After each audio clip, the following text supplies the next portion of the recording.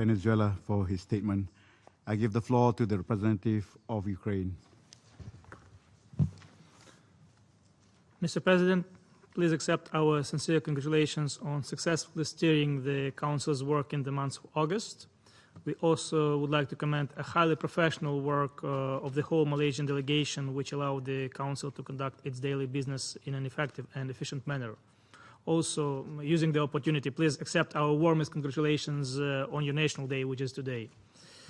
Since the Council's formal wrap-up sessions are not held regularly, which is regrettable in our opinion, we appreciate the holding of today's meeting. Mr. President, at the outset of your presidency, the Council held an open debate on the subject of children in armed conflicts.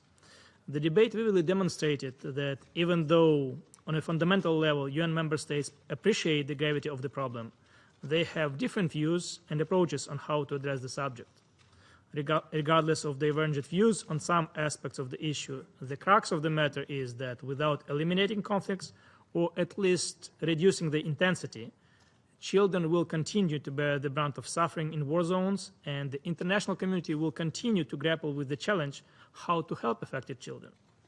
In this regard, it is absolutely crucial that the Council redoubles its efforts in preventing potential conflicts and contributing to the resolution of the ongoing ones, thus removing the core cause of threats to lives and well-being of children and other vulnerable groups.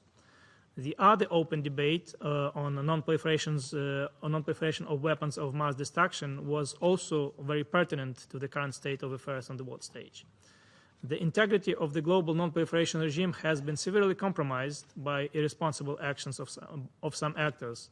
In a world where established norms and international instruments can be blatantly violated without accountability, where might makes right, it is particularly disturbing that some may exploit existing gaps in the system and feel free to pursue WMD programs of their own.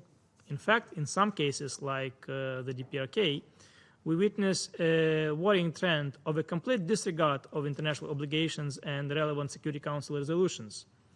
Rogue non-state actors similarly attempt to acquire WMD, and the most recent conclusion of the Joint Investigative Mechanism on the use of mustard gas by the ISIL looks almost banal in the current environment. But it is anything but banal. DPRK violations must not be treated as a routine item on the Council agenda, and the law and order in the international arena must be upheld if global non-proliferation efforts are not to be wasted. Mr. President, another hallmark activity of the Council in the month of August was the selection process of the next Secretary General. So far, we have held 3 straw polls. While the results of these polls are not a secret to anyone even remotely interested in the subject, the Council as a body persists in keeping up old ways and rejects any attempts to reform its work. In light of the recent changes in the SG selection process with unprecedented openness and transparency introduced by the General Assembly, the Council's fascination with the so-called established practice is truly incomprehensible. A steadfast refusal by some Council members to consider the possibility of formally making the results of the straw polls public does no good either to the Council or the candidates. As we have all learned, the results are leaked almost immediately, and the Council finds itself in a situation where it is unable neither to provide transparency of its work nor to guarantee confidentiality to the candidates. On this matter, I would like to underline that our delegation, together with many others, advocates for a more transparent process with the proper informing of a general UN membership of outcomes of straw polls. The selection process is far from being over, and nothing bars the Council from introducing long-awaited changes in its work.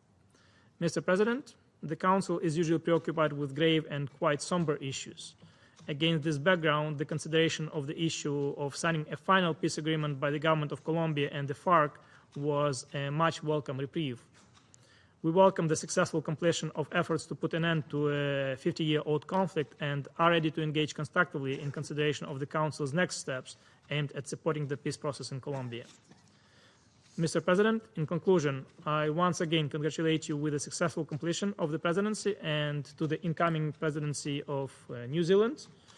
I would like to convey a message of our